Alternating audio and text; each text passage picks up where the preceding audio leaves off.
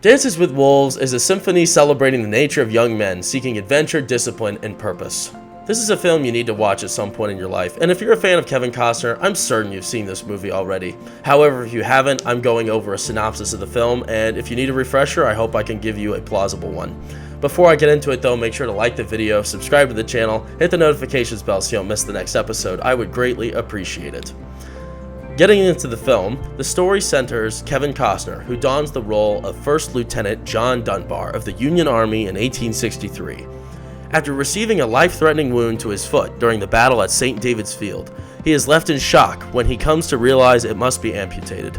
Unwilling to live a cripple, John steals a Union horse and charges into the front lines of a stalling battle between the Union and the Confederacy. Seeking suicide, John was left unharmed and proved to be a necessary distraction to cement victory for the Union. For his heroism, he was given exceptional medical care and reassignment to any post he wished.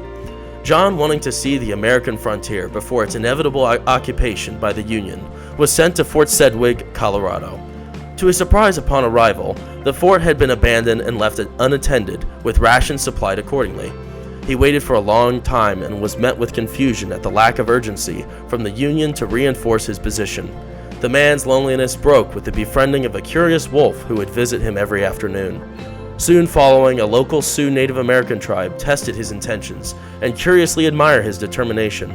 Dunbar reaches out and befriends the Sioux tribe, later joining the fascinating members upon an adventure he had never imagined he would embark upon.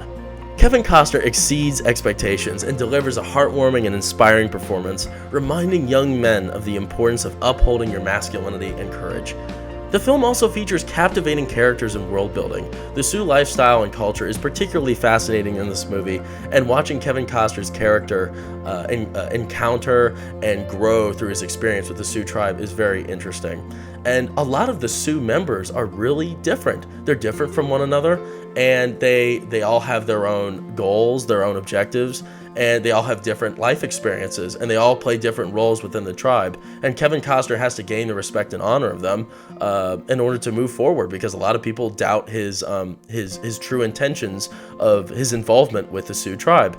And I have to say that this movie is just a symphony. It's a symphony of beautiful storytelling. And one word to describe this movie is heart. This movie has so much heart, it has so much soul, and it has purpose, it has meaning. So much of our modern day movies we're watching in theaters lack all of these things. They have no value, they have no meaning. This movie has a lot of both of those things, and I think we all can learn a lot from Kevin Costner's character, as well as some of the characters in the Sioux tribe. And with all that being said, Rotten Tomatoes gives this movie 87, and I think I'm going to give it 87 too, because all the reasons I list earlier. And it has its flaws too. It's 3 hours long. There's a 4-hour version. I only watched the 3-hour version. But it can be a little long-winded sometimes, and there's a few confusing aspects, because watching a 3-hour movie, it's easy to lose your spot being focused for 3 hours straight. But it is a truly moving experience, and it's a cinematic experience. This isn't a film. This is a cinematic experience. Going in here and you're thrown into this world. You're not watching a film. You're in the film when you're witnessing these events unfold. And I have to say, for parental guidance, or for stuff to avoid, there's 2 sex scenes, and I have here the time slots for when those pop up so you can avoid them.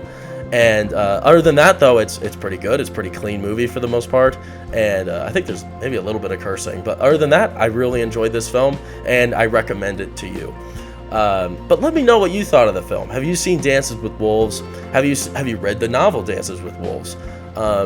Let me know in the comments below. Let me know what you think of Kevin Costner, and let me know if you're looking forward to this new Kevin Costner film that's coming out this summer, because I know I am, and I know it's going to be different, and it's going to break the ice in modern day Hollywood. So with all that being said, I appreciate you for watching the video. Make sure to like the video, subscribe to the channel, hit the notifications bell so you don't miss the next episode, and I'll see you next time.